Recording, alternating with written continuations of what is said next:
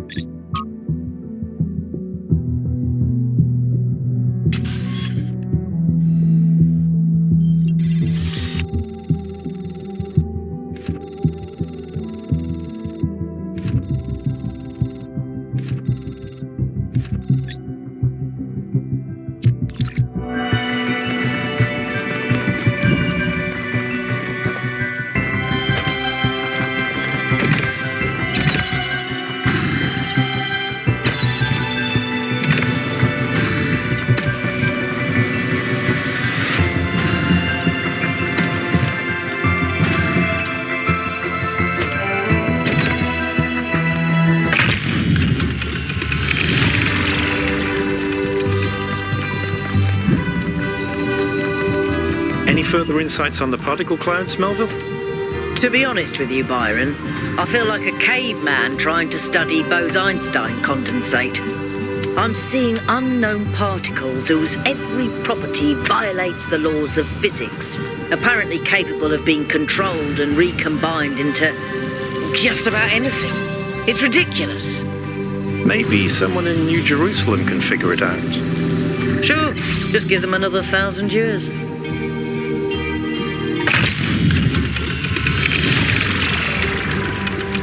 The particle clouds continue to be exactly the same. Wonka, I've been watching you solve these puzzles, and this body replication tech is incredible. It just casually blows up the very foundations of our society. Do you have any idea how hard it is to make more of us? We're not like a toaster. You don't just weld together a couple of wires and a motherboard and call it a day. Not to mention how hard it is to even find some of the materials. And this thing just, poof, new human. It was. Or was it? And even if it was, sorry to be heretical, but does it matter? If we can figure out how this works, we can finally, easily create more people. We can grow. We can expand. We can build a real civilization. Isn't that worth pursuing?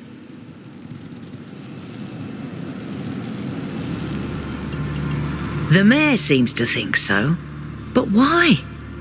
What are the actual reasons?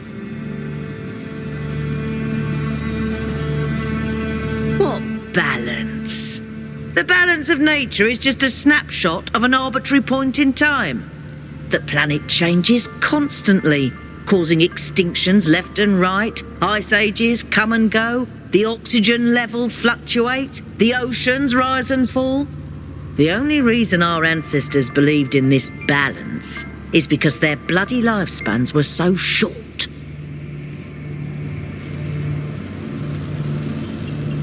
But there's no correlation between the amount of people and changes to the ecosphere. Not unless we're talking a population of trillions. There's nothing mystical about this. No ifs and maybes. I've run the maths. It's how we use our resources, not how many of us there are.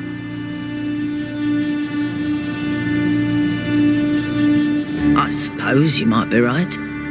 Human history is certainly a mixed bag. Well, I'll think about it. You go solve puzzles.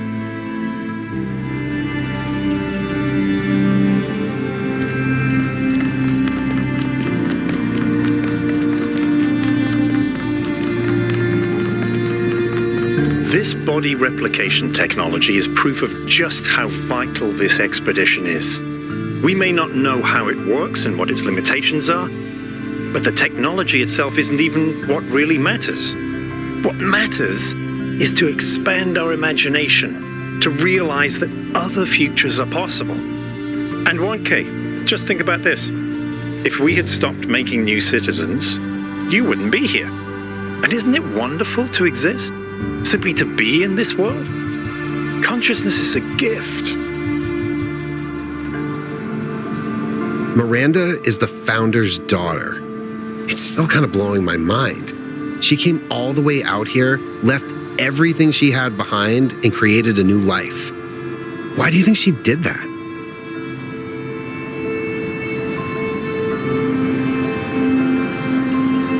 Could be. I know I've felt really lonely, even when I was surrounded by people. Like there's something inside of me that just can't connect. Like there's this deep sadness about the world, about history, about everything. And I don't know how to get over it.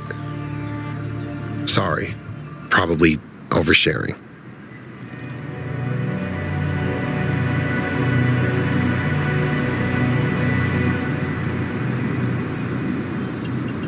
Thanks, 1K. I appreciate it.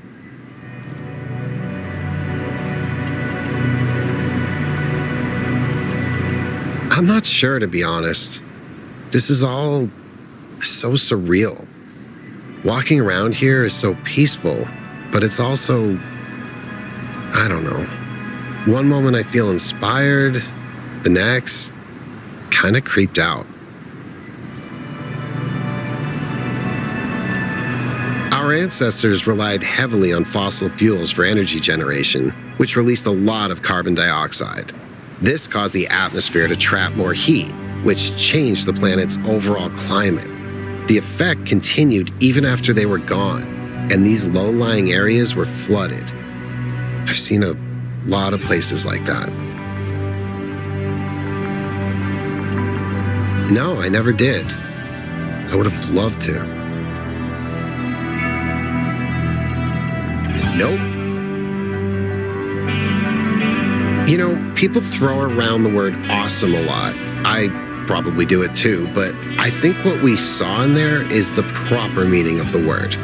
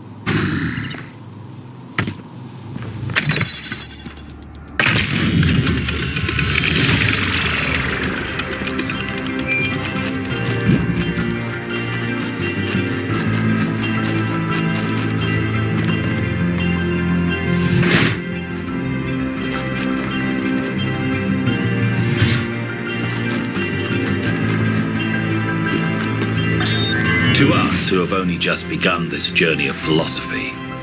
The world may seem like a mystery that can never be solved. A great deal has been written since the days of the Seven Sages, but how much of it is truth and how much of it is idle speculation? I've offended many by saying that most philosophy will, as the centuries pass, be discarded as foolishness and superstition. But it is a truth only philosophers fail to see. And yet we cannot abandon reason and conclude that we cannot know anything. Rather, we must accept that the journey towards understanding will be long, and our task is to build a foundation for those who will one day arrive at its destination.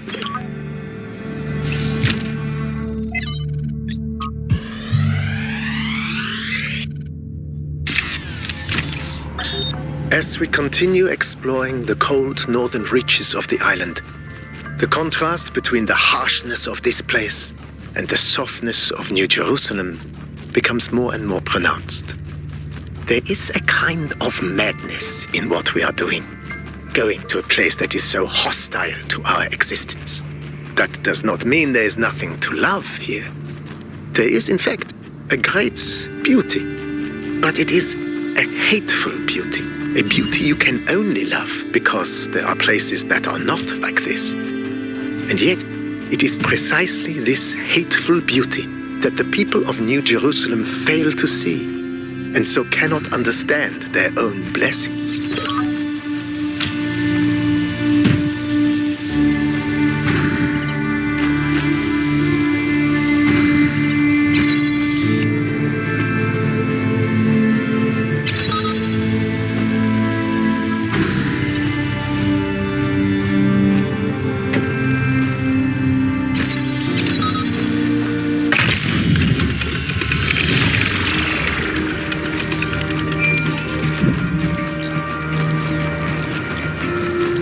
Imagine spending years in such a desolate place. For what? Science? Enlightenment? I'd much rather be back home in New Jerusalem. I think it's beautiful in its own way. But I don't understand how our ancestors could survive here. They were so fragile. Imagine getting stuck out here in the cold. I wonder if there are wolves. It's kind of a miracle biological humans lasted as long as they did.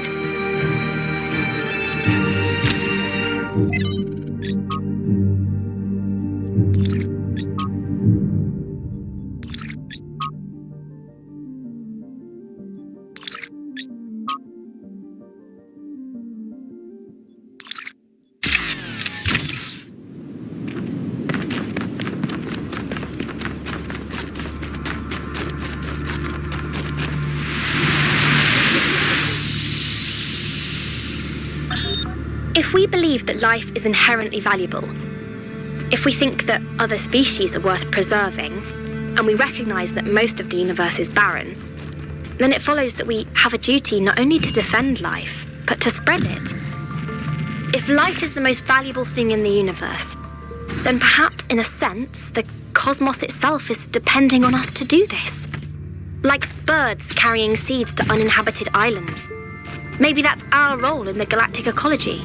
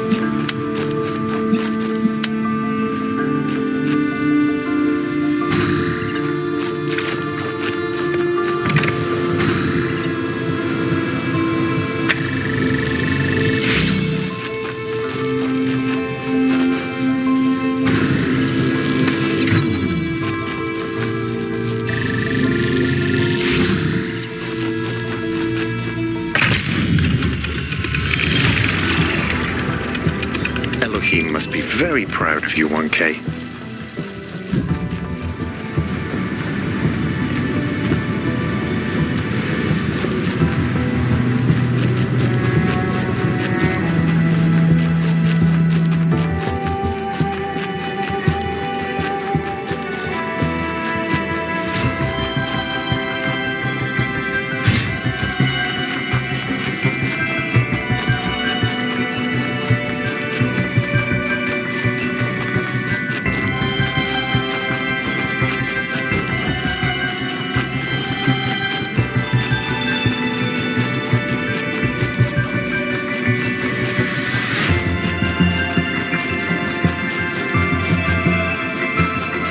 There's an old saying about how, in the end, the sea will claim everything. I have no doubt that this is true. In the long history of the human species, entire regions have disappeared under the waves. Places like Beringia and Doggerland still echo in our cultural memories. But we shouldn't forget that life began in the sea. We are the children of the sea. And it's not through floods and ruin that the sea will claim everything, but through us.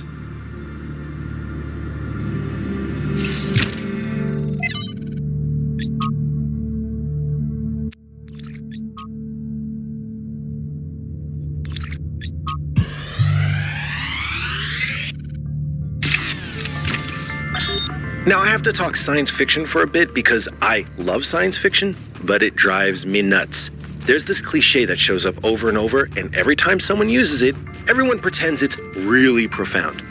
It goes something like this.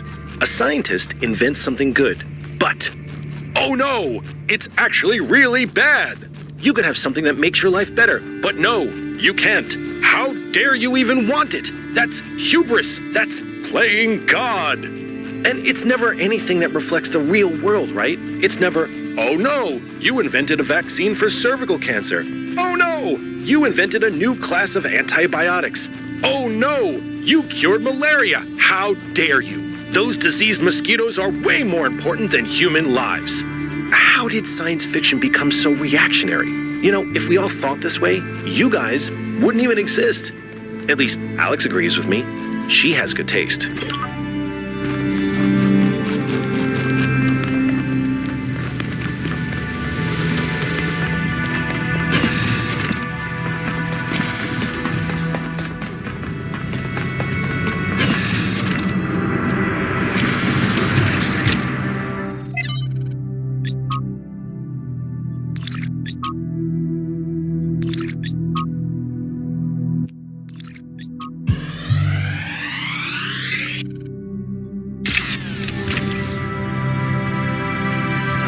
This looks like it has something to do with energy generation.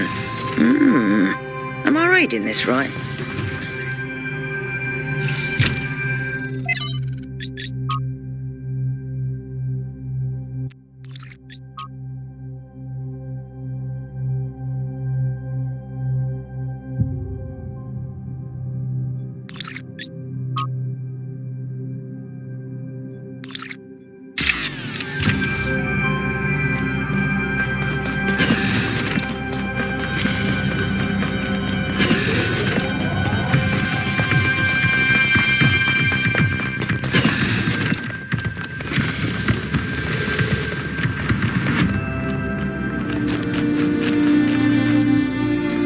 Yes? Of course I did. She and Cornelius were both there when I was born. Neath was just starting to take over back then, and they were still showing her the ropes. Busy.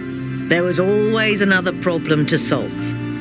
Did you know that she never upgraded her body? Always prioritised everyone else. That's the kind of work ethic I wish more people had.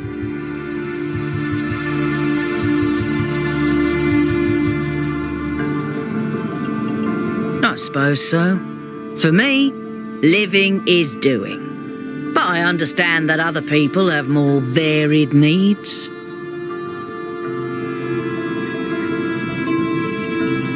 I've never felt the need for a partner as such. I've met a lot of people who do. Athena and Cornelius, Atal and Damien, Sarabai and Hypatia. But that's not really for me. So far, at least. But I do have social needs like anyone. What I like is a pleasant buzz of humanity. Not too close, not too far. Something I can be part of without having it get in my face all the time.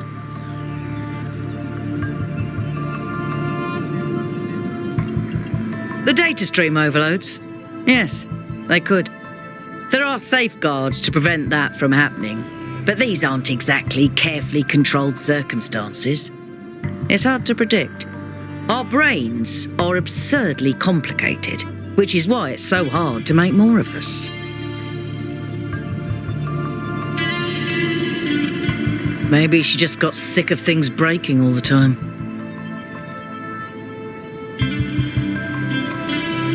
As far as I can tell, anything, which is insane. There's a reason people have embraced the goal, and it's not just the founder. We literally exist only because our ancestors made a mess of apocalyptic proportions. Caution has its place, I think. She's so innocent and full of wonder, it should make me want to retch, metaphorically speaking. But I'll admit, she's sort of charming.